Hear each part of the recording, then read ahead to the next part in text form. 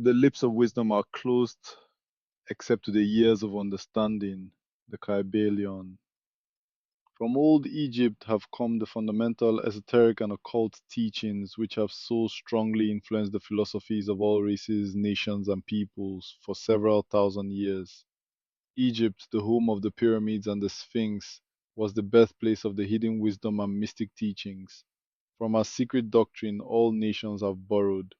India, Persia, Chaldea, Media, China, Japan, Assyria, ancient Greece and Rome, and other ancient countries partook liberally at the feast of knowledge which the hierophants and masters of the land of Isis so freely provided for those who came prepared to partake of the great store of mystic and occult lore which the masterminds of that ancient land had gathered together. In ancient Egypt dwelt the great adepts and masters who have never been surpassed and who seldom have been equaled during the centuries that have taken their processional flight since the days of the great Hermes. In Egypt was located the great lodge of lodges of the mystics. At the doors of our temples entered the neophytes who afterward, as hierophants, adepts, and masters, traveled to the four corners of the earth, carrying with them the precious knowledge which they were ready, anxious, and willing to pass on to those who were ready to receive the same. All students of the occult recognize the debt that they owe to these venerable masters of that ancient land. But among these great masters of ancient Egypt there once dwelt one of whom masters hailed as the Master of Masters. This man, if man indeed he was, dwelt in Egypt in the earliest days. He was known as Hermes Trismegistus. He was the father of the occult wisdom, the founder of astrology, the discoverer of alchemy.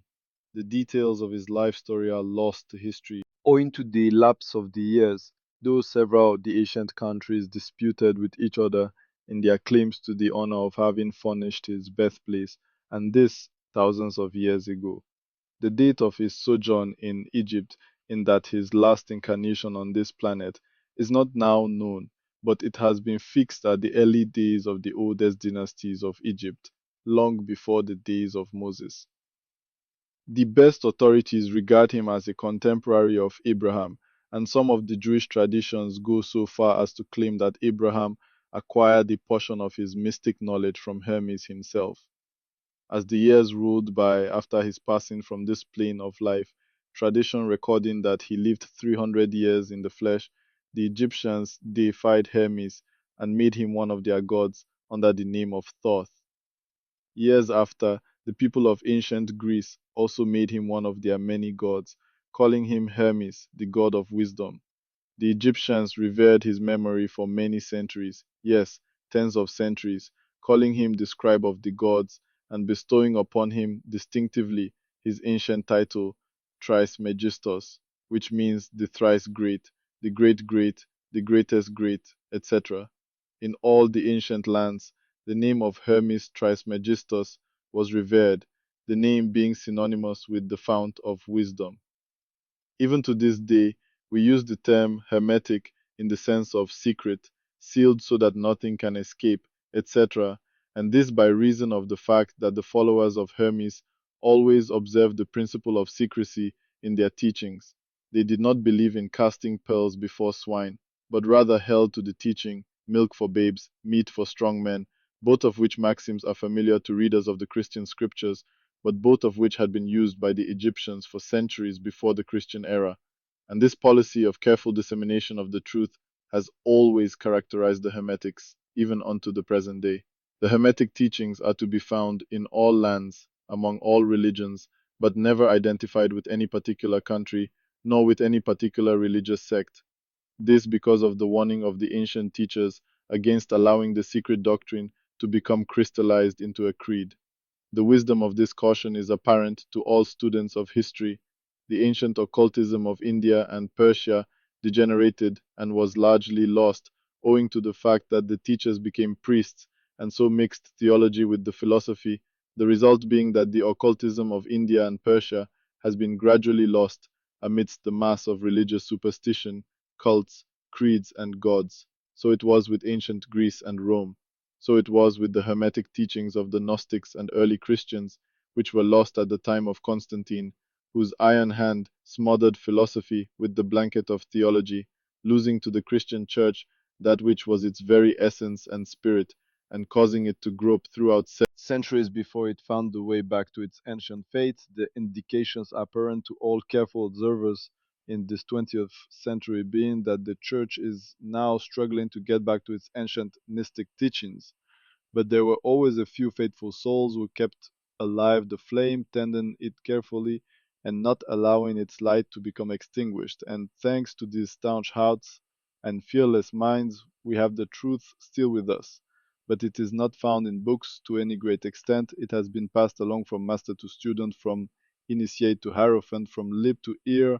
When it was written down at all, its meaning was veiled in terms of alchemy and astrology, so that only those possessing the key could read it aright. This was made necessary in order to avoid the persecutions of the theologians of the Middle Ages, who fought the secret doctrine with fire and sword, stake, gibbet, and cross. Even to this day, there will be found but few reliable books on the Hermetic philosophy, although there are countless references to it in many books written on various phases of occultism, and yet the Hermetic philosophy is the only master key which will open all the doors of the occult teachings. In the early days, there was a compilation of certain basic Hermetic doctrines passed on from teacher to student, which was known as the Kybalion, the exact significance and meaning of the term having been lost for several centuries. This teaching, however, is known to many to whom it has descended from mouth to ear, on and on throughout the centuries. Its precepts have never been written down or printed, so far as we know. It was merely a collection of maxims, axioms, and precepts which were non-understandable to outsiders, but which were readily understood by students after the axioms, maxims, and precepts had been explained and exemplified by the Hermetic initiates to their neophytes.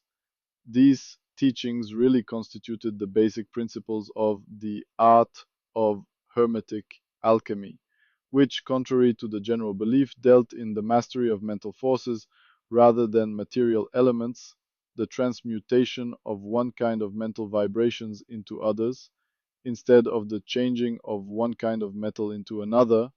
The legends of the philosopher's stone, which would turn base metal into gold, was an allegory relating to Hermetic philosophy, readily understood by all students of true Hermeticism. In this little book, of which this is the first lesson, we invite our students to examine into the Hermetic teachings as set forth in the Kybalion and as explained by ourselves, humble students of the teachings, who, while bearing the title of initiates, are still students at the feet of Hermes the Master. We herein give you many of the maxims, axioms, and precepts of the Kybalion, accompanied by explanations and illustrations which we deem likely to render the teachings more easily comprehended by the modern student, particularly as the original text is purposely veiled in obscure terms. The original maxims, axioms, and precepts of the Kybalion are printed herein in italics, the proper credit being given. Our own work is printed in the regular way, in the body of the work. We trust that the many students to whom we now offer this little work will derive as much benefit from the study of its pages as have the many who have gone on before, treading the same path to mastery throughout the centuries that have passed since the times of Hermes Trismegistus, the master of masters, the great. In the words of the Kybalion, where fall the footsteps of the master, the ears of those ready for his teaching open wide. The Kybalion. When the ears of the student are ready to hear, then cometh the lips to fill them with wisdom. The Kybalion. So that, according to the teachings, the passage of this book to those ready for the instruction will attract the attention of such as are prepared to receive the teaching. And, likewise, when the pupil is ready to receive the truth, then will this little book come to him or her. Such is the law. The Hermetic principle of cause and effect, in its aspect of the law of attraction, will bring lips and ear together, pupil and book in company. So mote it be. Chapter 2. The 7 Hermetic Principles. The principles of truth are 7. He who knows these, understandingly, possesses the magic key before whose touch all the doors of the temple fly open. The Kybalion. The 7 Hermetic principles, upon which the entire Hermetic philosophy is based, are as follows. 1. The principle of mentalism. 2. The principle of correspondence. 3. The principle of vibration. 4. The principle of polarity. 5. The principle of rhythm. 6. The principle of cause and effect. 7. The principle of gender. These 7 principles will be discussed and explained as we proceed with these lessons. A short explanation of each, however, may as well be given at this point. 1. The principle of mentalism. The all is mind. The universe is mental. The Kybalion.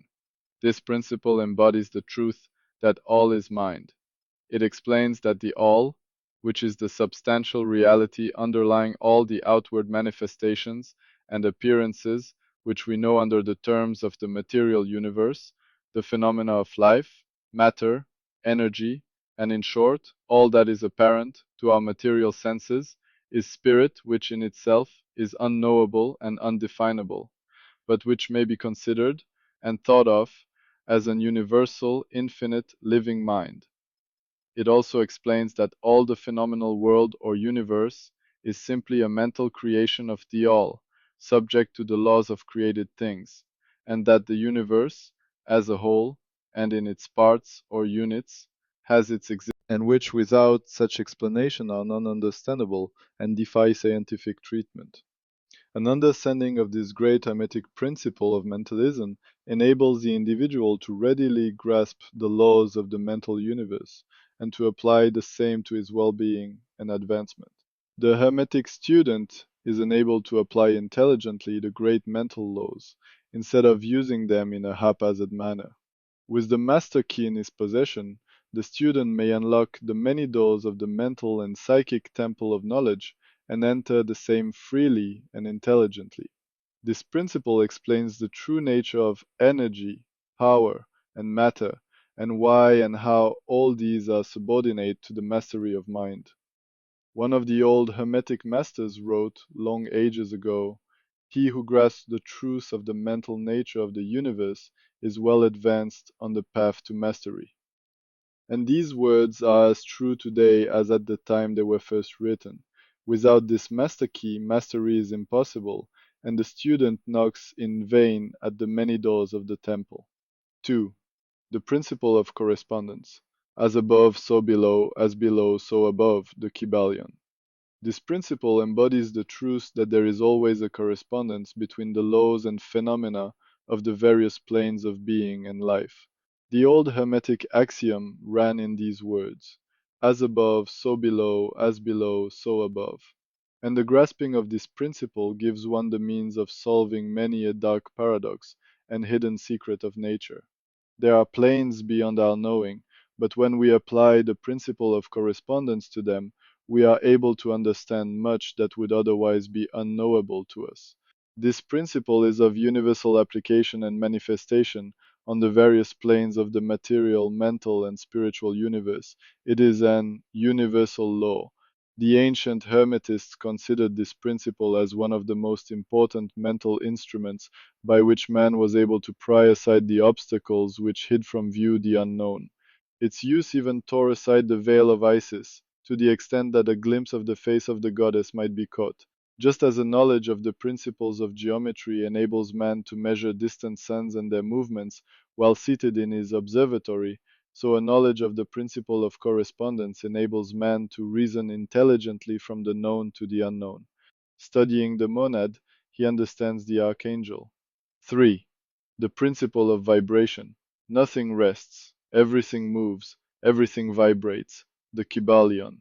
This principle embodies the truth that everything is in motion, everything vibrates, nothing is at rest, facts which modern science endorses and which each new scientific discovery tends to verify. And yet this Hermetic principle was enunciated thousands of years ago by the masters of ancient Egypt. This principle explains that the differences between different manifestations of matter, energy, mind, and even spirit result largely from varying rates of vibration, from the all, which is pure spirit, down to the grossest form of matter. All is in vibration. The higher the vibration, the higher the position in the scale.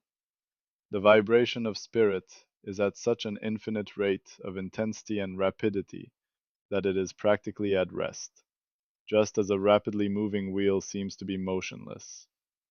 And at the other end of the scale, there are gross forms of matter whose vibrations are so low as to seem at rest. Between these poles, there are millions upon millions of varying degrees of vibration, from corpuscle and electron, atom and molecule, to worlds and universes. Everything is in vibratory motion. This is also true on the planes of energy and force, which are but varying degrees of vibration, and also on the mental planes, whose states depend upon vibrations, and even onto the spiritual planes. An understanding of this principle, with the appropriate formulas, enables Hermetic students to control their own mental vibrations, as well as those of others. The masters also apply this principle to the conquering of natural phenomena in various ways. He who understands the principle of vibration has grasped the scepter of power. Everything is dual. Everything has poles. Everything has its pair of opposites. Like and unlike are the same. Opposites are identical in nature, but different in degree. Extremes meet. All truths are but half-truths. All paradoxes may be reconciled. The Kybalion. This principle embodies the truth that everything is dual, everything has two poles, everything has its pair of opposites, all of which were old Hermetic axioms. It explains the old paradoxes that have perplexed so many, which have been stated as follows. Thesis and antithesis are identical in nature, but different in degree. Opposites are the same, differing only in degree. The pairs of opposites may be reconciled. Extremes meet. Everything is and isn't at the same time. All truths are but half-truths. Every truth is half false. There are two sides to everything, etc., etc., etc. It explains that in everything there are two poles, or opposite aspects, and that opposites are really only the two extremes of the same thing, with many varying degrees between them. To illustrate, heat and cold, although opposites, are really the same thing, the differences consisting merely of degrees of the same thing. Look at your thermometer and see if you can discover where heat terminates and cold begins. There is no such thing as absolute heat or absolute cold. The two terms heat and cold simply indicate varying degrees of the same thing, and that same thing which manifests as heat and cold is merely a form, variety, and rate of vibration.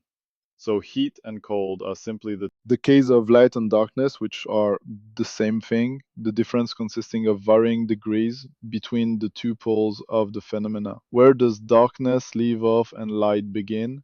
What is the difference between large and small, between hard and soft, between black and white, between sharp and dull, between noise and quiet, between high and low, between positive and negative? The principle of polarity explains these paradoxes, and no other principle can supersede it. The same principle operates on the mental plane. Let us take a radical and extreme example, that of love and hate.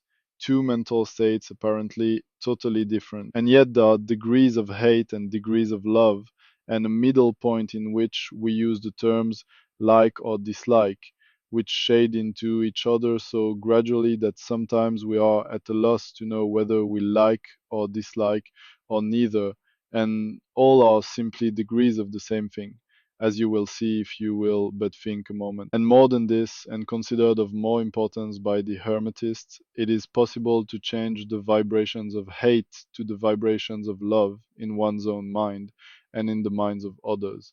Many of you who read these lines have had personal experiences of the involuntary rapid transition from love to hate and the reverse, in your own case and that of others, and you will therefore realize the possibility of this being accomplished by the use of the will by means of the Hermetic formulas. Good and evil are but the poles of the same thing, and the Hermetist understands the art of transmuting evil into good by means of an application of the principle of polarity. In short, the art of polarization becomes a phase of mental alchemy known and practiced by the ancient and modern Hermetic masters.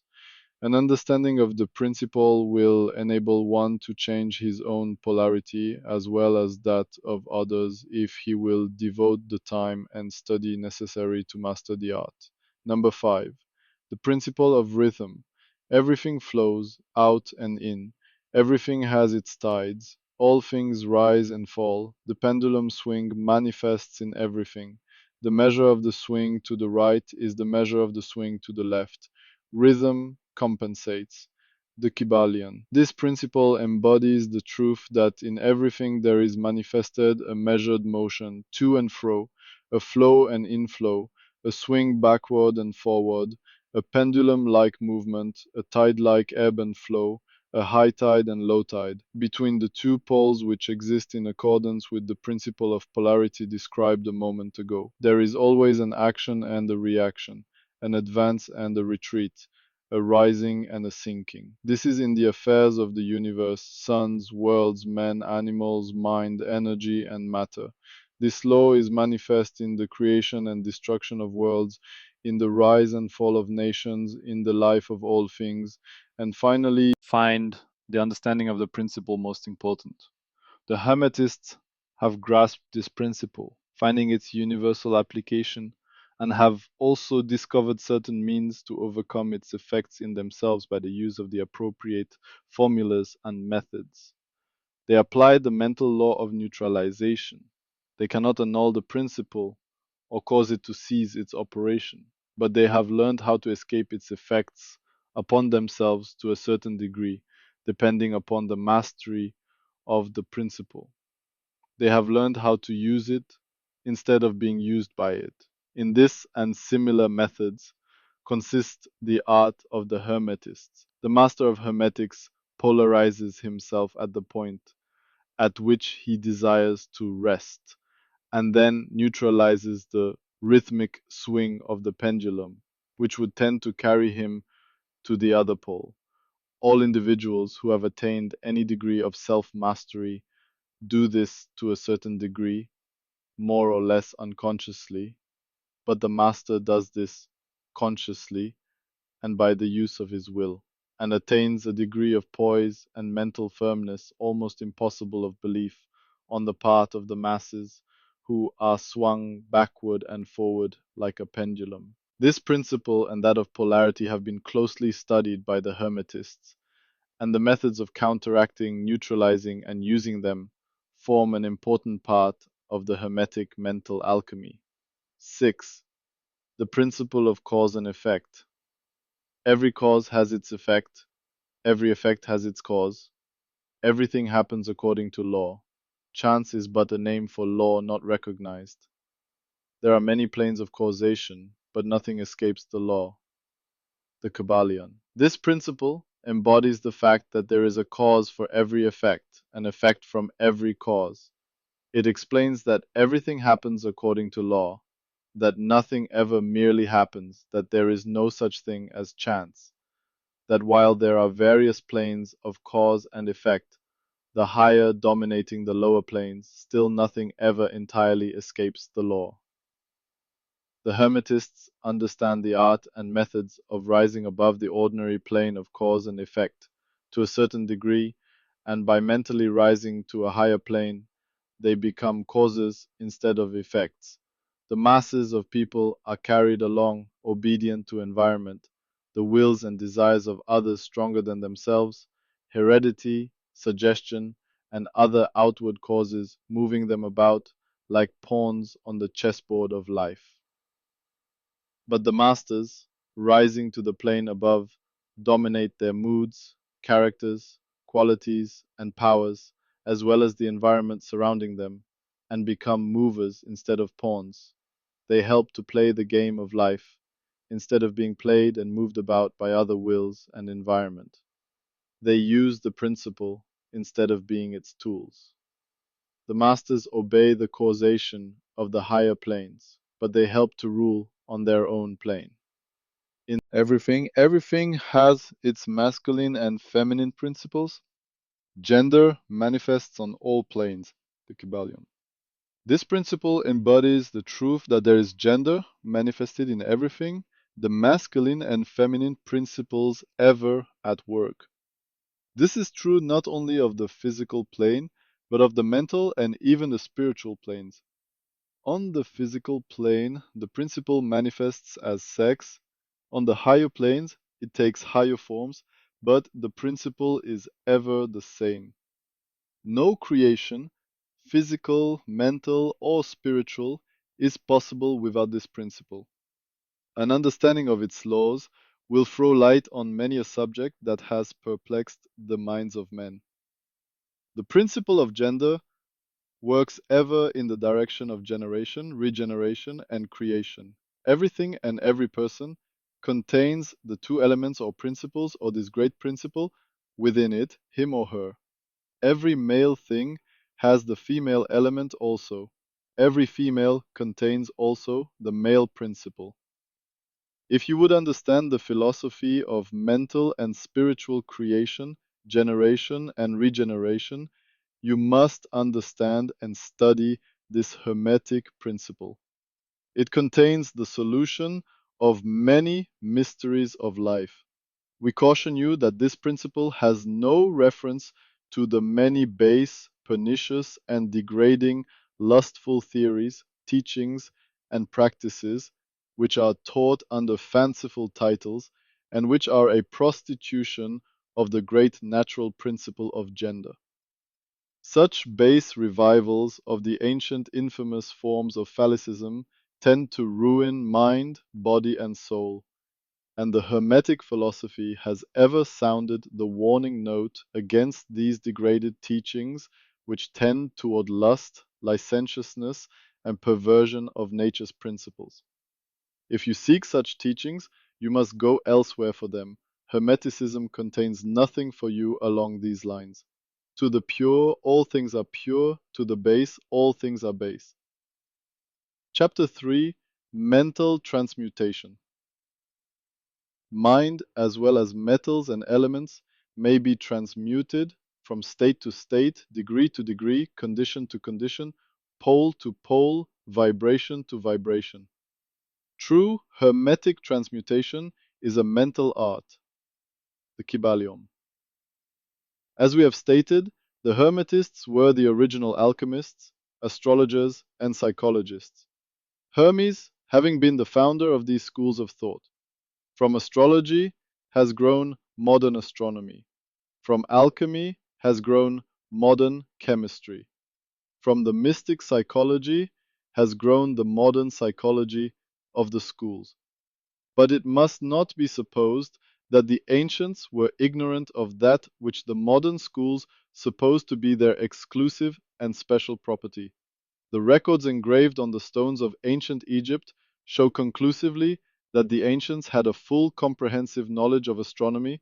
The ancient theories regarding physics are being slowly verified by the latest discoveries of modern science, notably those relating to the constitution of matter.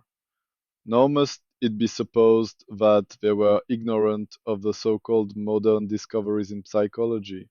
On the contrary, the Egyptians were especially skilled in the science of psychology, particularly in the branches that the modern schools ignore, but which nevertheless are being uncovered under the name of psychic science, which is perplexing the psychologists of today and making them reluctantly admit that there may be something in it after all.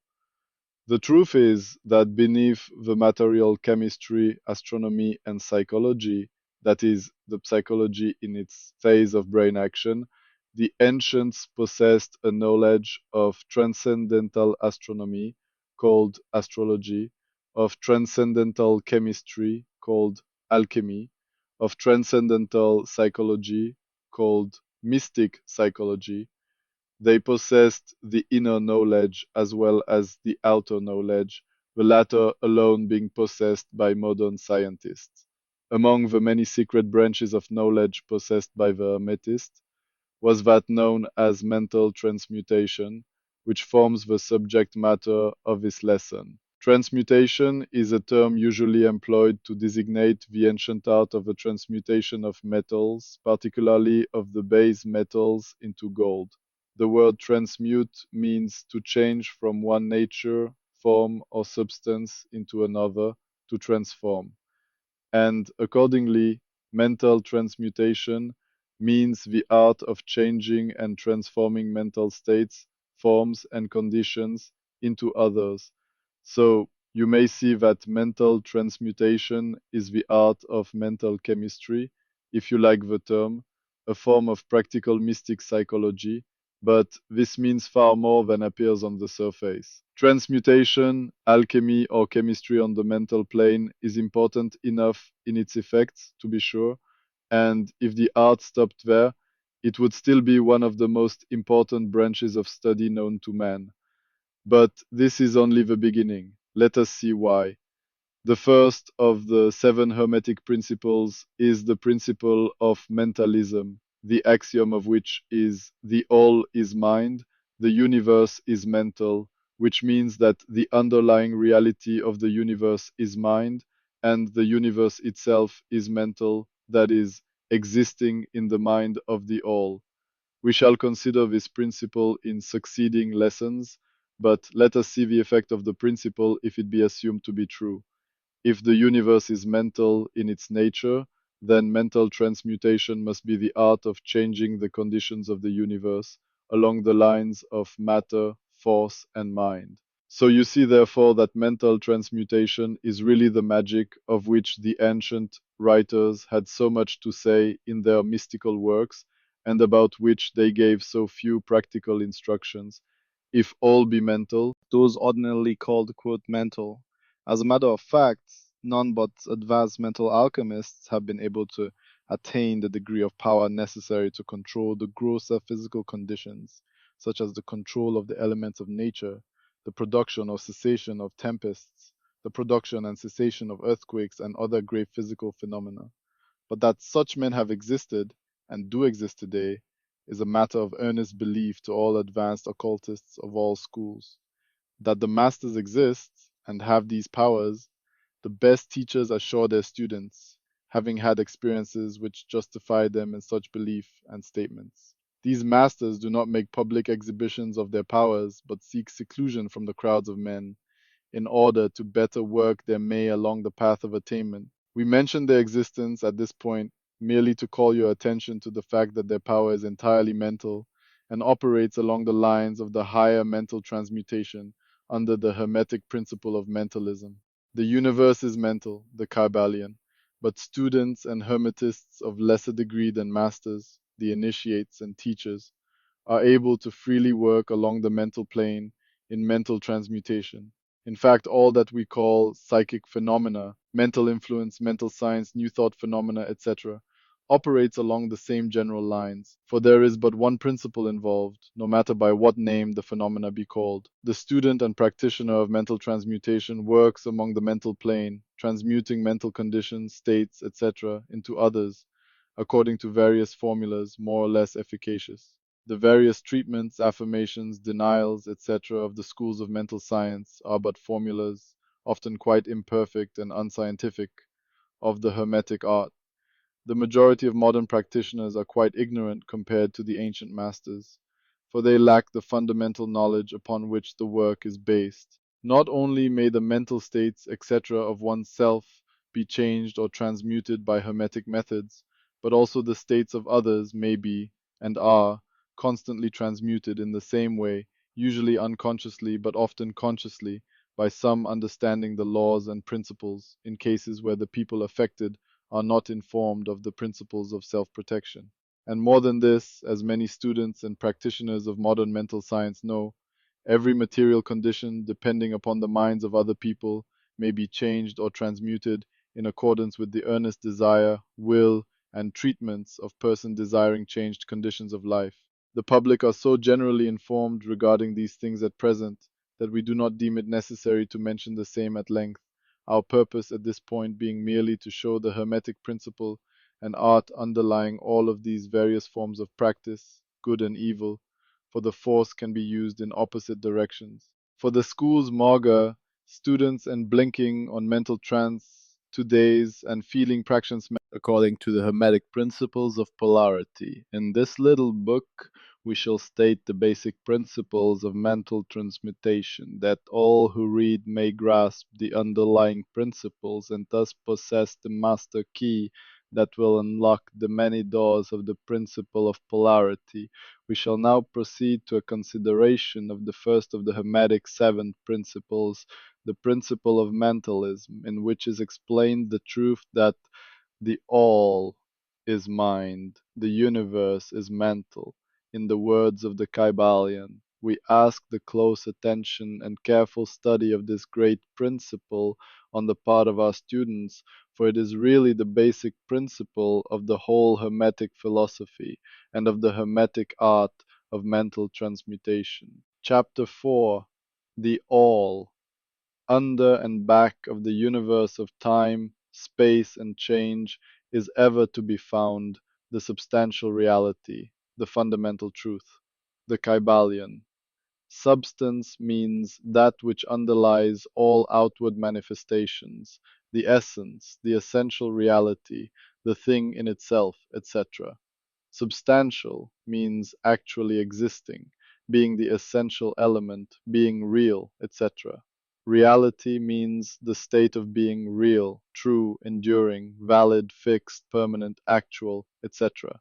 Under and behind all outward appearances or manifestations, there must always be a substantial reality. This is the law. Man, considering the universe, of which he is a unit, sees nothing but change in matter, forces, and mental states. He sees that nothing really is, but that everything is becoming and changing. Nothing stands still. Everything is being born, growing, dying. The very instant a thing reaches its height, it begins to decline. The law of rhythm is in constant operation. There is no reality, enduring quality, fixity, or substantiality in anything. Nothing is permanent but change.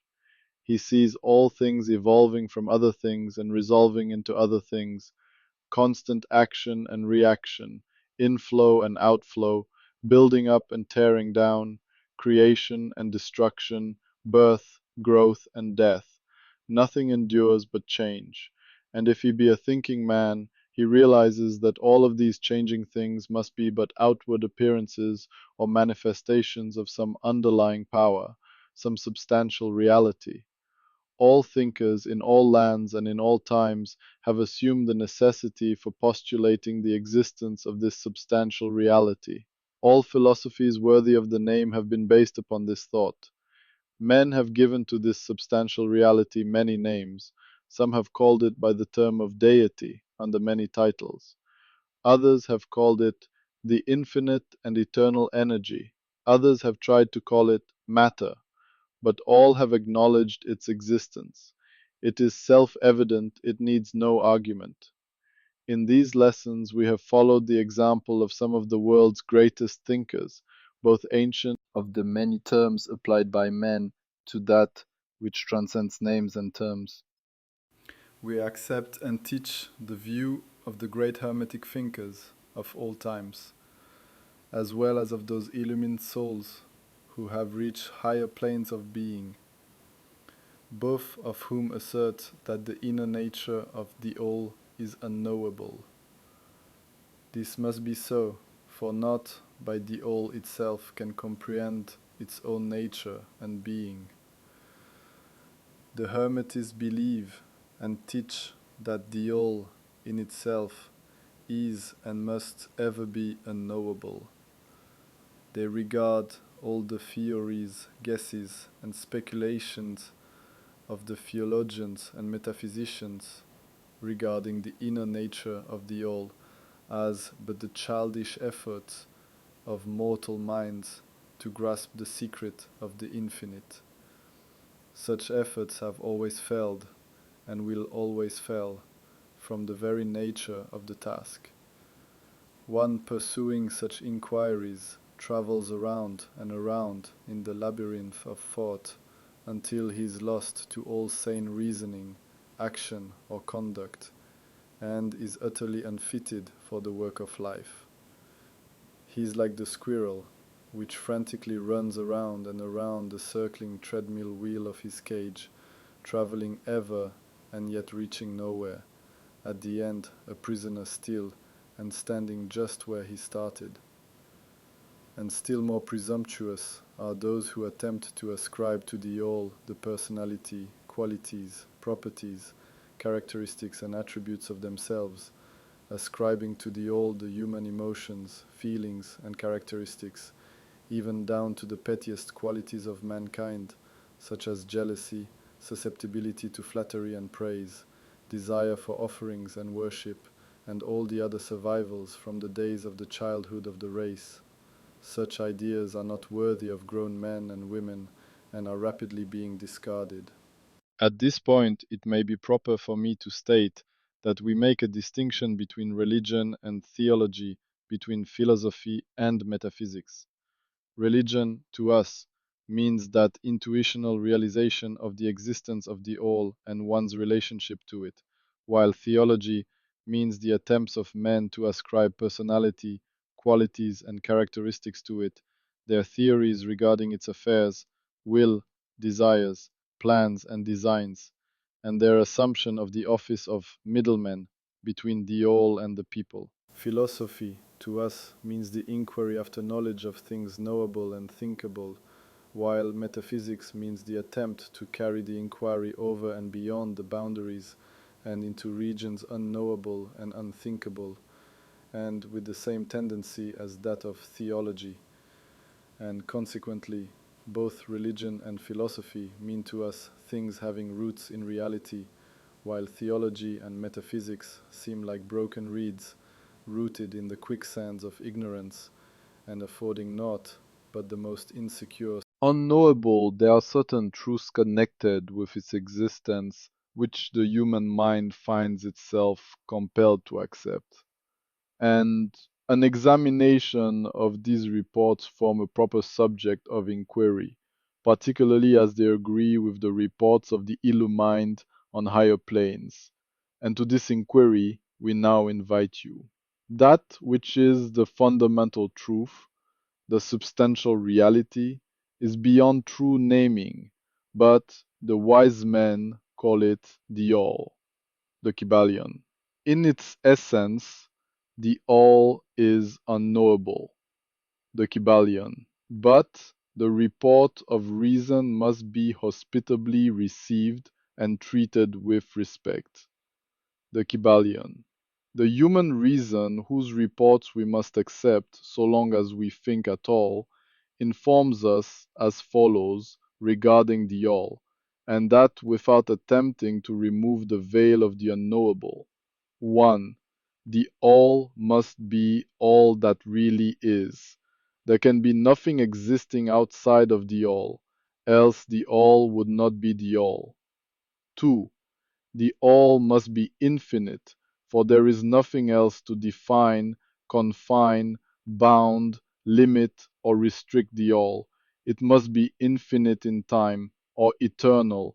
It must have always continuously existed, for there is nothing else to have ever created it, and something can never evolve from nothing, and if it had ever not been, even for a moment, it would not be now. It must continuously exist forever, for there is nothing to destroy it, and it can never not be, even for a moment, because something can never become nothing. It must be infinite in space. It must be everywhere, for there is no place outside of the all. It cannot be otherwise than continuous in space, without break, cessation, separation, or interruption, for there is nothing to break, separate, or interrupt its continuity, and nothing with which to fill in the gaps. It must be infinite in power or absolute, for there is nothing to limit, restrict, restrain, confine, disturb, or condition it. It is subject to no other power, for there is no other power. 3. The all must be immutable or not subject to change in its real nature, for there is nothing to work changes upon it, nothing into which it could change, nor from which it could have changed. It cannot be added to, nor subtracted from, increased, nor diminished, nor become greater or lesser in any respect whatsoever. It must have always been, and must always remain, just what it is now, the all. There has never been, is not now, and never will be anything else into which it can change. The All being infinite, absolute, eternal, and unchangeable, it must follow that anything finite, changeable, fleeting, and conditioned cannot be the All, and called matter, which forms the physical foundation for all forms, is the All merely matter, not at all. Matter cannot manifest life or mind, and as life and mind are manifested in the universe, the all cannot be matter, for nothing rises higher than its own source. Nothing is ever manifested in an effect that is not in the cause. Nothing is evolved as a consequent that is not involved as an antecedent. And then modern science informs us that there is really no such thing as matter, that what we call matter is merely interrupted energy or force, that is, energy or force at a low rate of vibration. As a recent writer has said, matter has melted into mystery. Even material science has abandoned the theory of matter and now rests on the basis of energy. Then is the all mere energy or force, not energy or force as the materialists use the terms, for their energy and force are blind, mechanical things, devoid of life or mind. Life and mind can never evolve from blind energy or force, for the reason given a moment ago. Nothing can rise higher than its source. Nothing is evolved unless it is involved. Nothing manifests in the effect unless it is in the cause.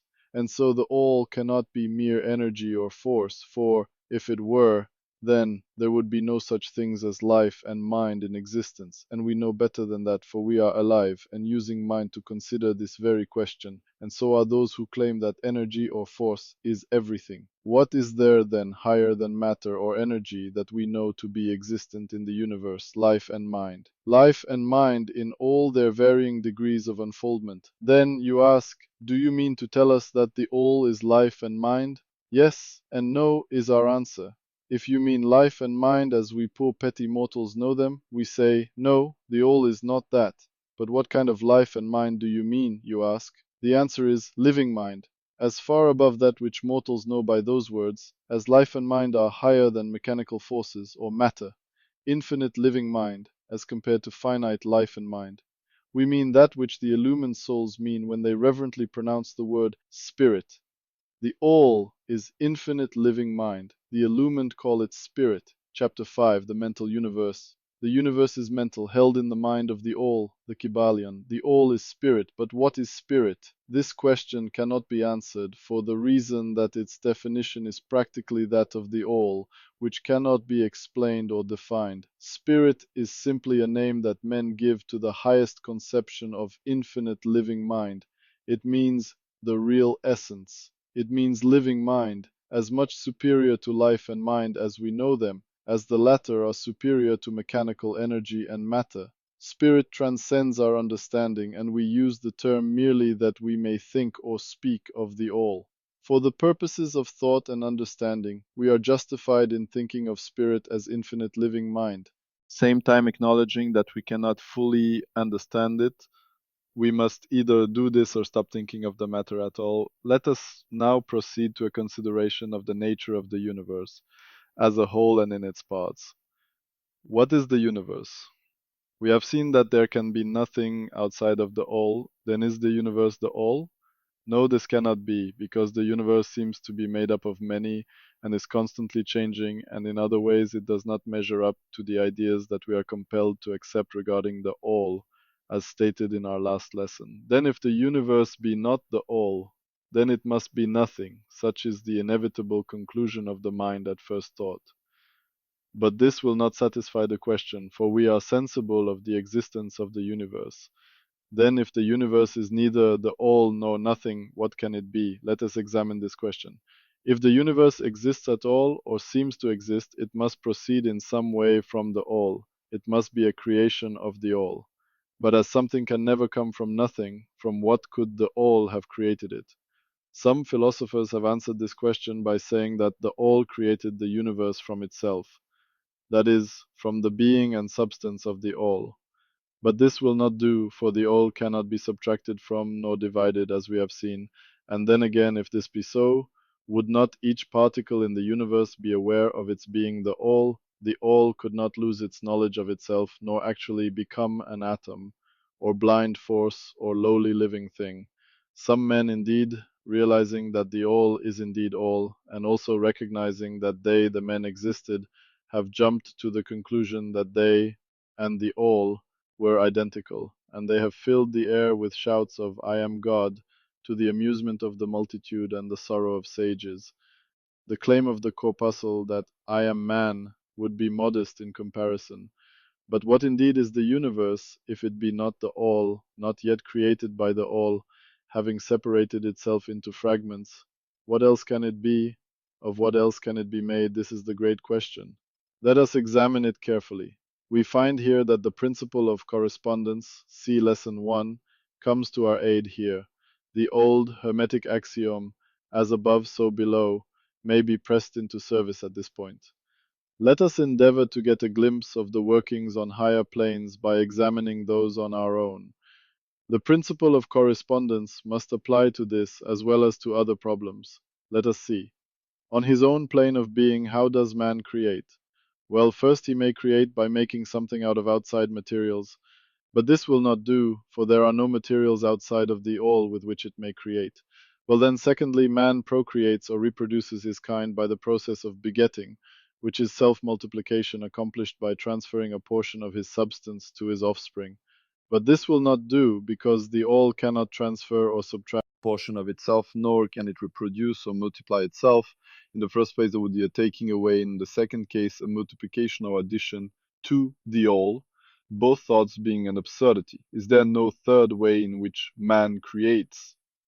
Yes, there is. He creates mentally, and in so doing he uses no outside materials, nor does he reproduce himself, and yet his spirit pervades the mental creation. Following the principle of correspondence, we are justified in considering that the all creates the universe mentally, in a manner akin to the process whereby man creates mental images. And here is where the report of reason tallies precisely with the report of the illumined, as shown by their teachings and writings. Such are the teachings of the wise men. Such was the teaching of Hermes. The all can create in no other way except mentally, without either using material, and there is none to use, or else reproducing itself, which is also impossible. There is no escape from this conclusion of the reason, which, as we have said, agrees with the highest teachings of the illumined. Just as you, student, may create a universe of your own in your mentality, so does the all create universes in its own mentality. But your universe is the mental creation of a finite mind, whereas that of the all is the creation of an infinite. The two are similar in kind, but infinitely different in degree. We shall examine more closely into the process of creation and manifestation as we proceed. But this is the point to fix in your minds at this stage. The universe and all it contains is a mental creation of the all. Verily, indeed, all is mind. The all creates in its infinite mind countless universes, which exist for aeons of time.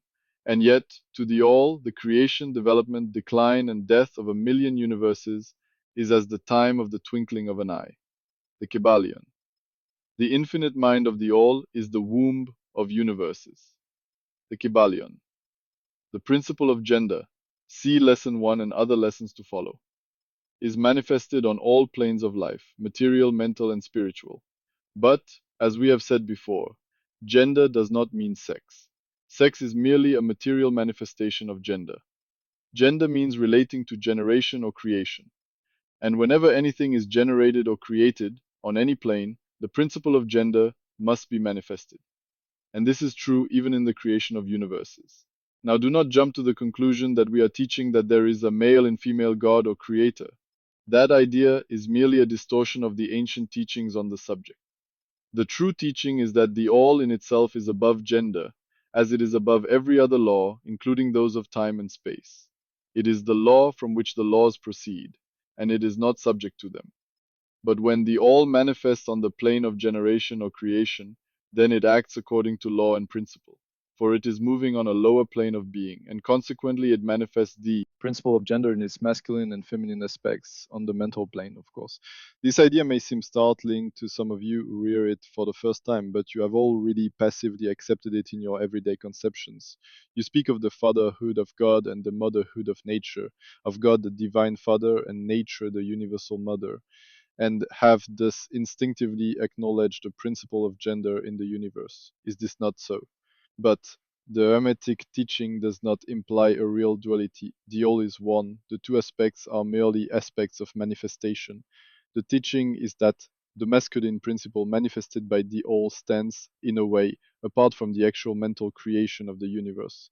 It projects its will toward the feminine principle, which may be called nature, whereupon the latter begins the actual work of the evolution of the universe, from simple centers of activity onto man, and then on and on still higher, all according to well established and firmly enforced laws of nature. If you prefer the old figures of thought, you may think of the masculine principle as God the Father, and of the feminine principle as nature, the universal mother, from whose womb all things have been born. This is more than a mere poetic figure of speech, it is an idea of the actual process of the creation of the universe.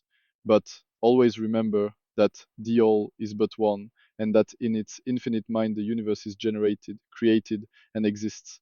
It may help you to get the proper idea if you will apply the law of correspondence to yourself and your own mind.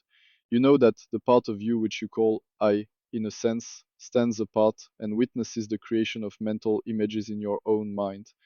The part of your mind in which the mental generation is accomplished may be called the me, in distinction from the I which stands apart and witnesses and examines the thoughts, ideas, and images of the me. As above, so below, remember, and the phenomena of one plane may be employed to solve the riddles of higher or lower planes. Is it any wonder that you, the child, feel that instinctive reverence for the all, which feeling we call religion, that respect and reverence for the father mind? Is it any wonder that when you consider the works and wonders of nature, you are overcome with a mighty feeling which has its roots away down in your inmost being? It is the mother mind that you are pressing close up to, like a babe to the breast. Do not make the mistake of supposing that the little world you see around you, the earth, which is a mere grain of dust in the universe, is the universe itself. There are millions upon millions of such worlds, and greater, and there are millions of such universes in existence within the infinite mind of the All.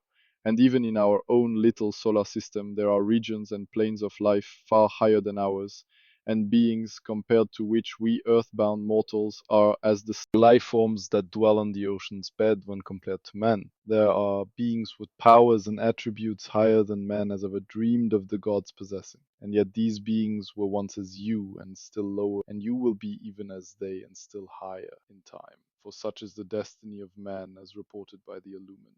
And death is not real, even in the relative sense, it is but birth to a new life, and you shall go on, and on, and on, to higher and still higher planes of life, for aeons upon aeons of time.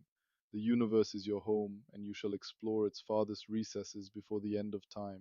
You are dwelling in the infinite mind of the All, and your possibilities and opportunities are infinite both in time and space. And at the end of the grand cycle of aeons, when the All shall draw back into itself all of its creations, you will go gladly, for you will then be able to know the whole truth of being at one with the All.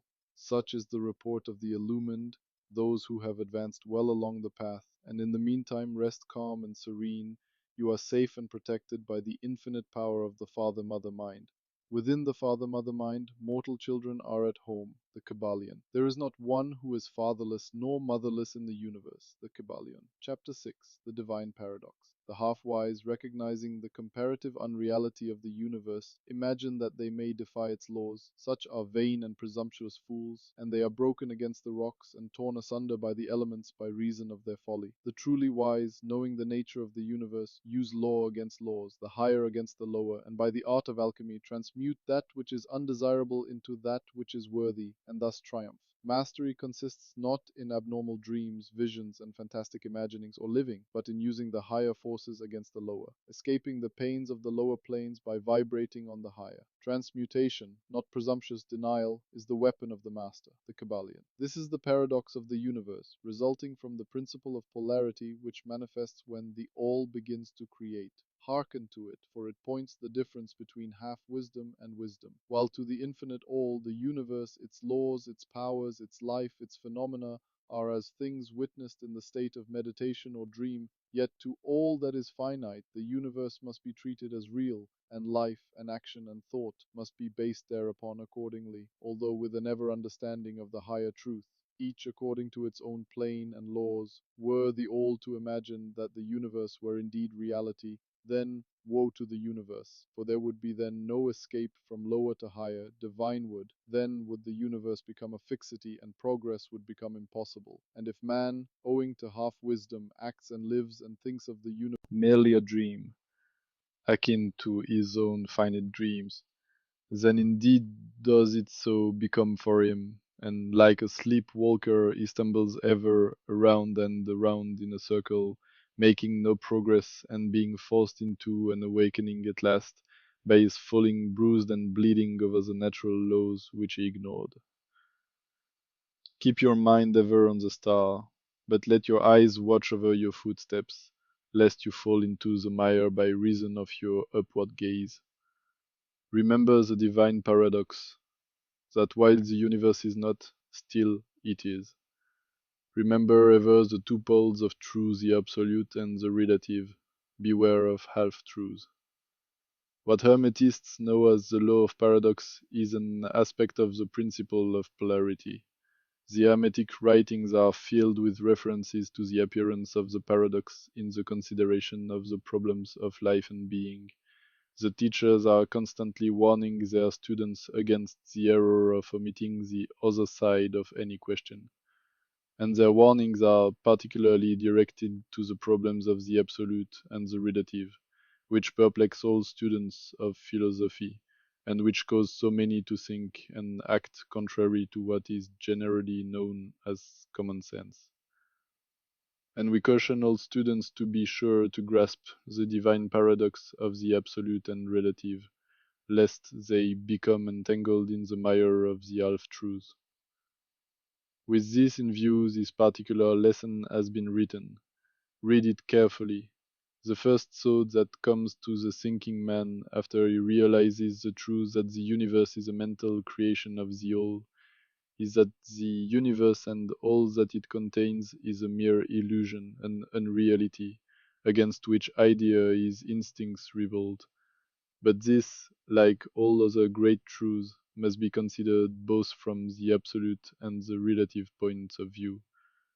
From the absolute viewpoint, of course, the universe is in the nature of an illusion, a dream, a phantasmagoria, as compared to the all in itself. We recognize this even in our ordinary view, for we speak of the world as a fleeting show that comes and goes, is born and dies, for the element of impermanence and change, finiteness and unsubstantiality must ever be connected with the idea of a created universe when it is contrasted with the idea of the all, no matter what may be our beliefs concerning the nature of both. Philosopher, metaphysician, scientist, and theologian all agree upon this idea, and the thought is found in all forms of philosophical thought and religious conceptions, as well as in the theories of the respective schools of metaphysics and theology. So the Hermetic teachings do not preach the unsubstantiality of the universe in any stronger terms than those more familiar to you, although their presentation of the subject may seem somewhat more startling. Anything that has a beginning and an ending must we may use in thinking or discussing the subject, whether the universe be created of matter or whether it be a mental creation in the mind of the all. It is unsubstantial, non enduring, a thing of time, space, and change.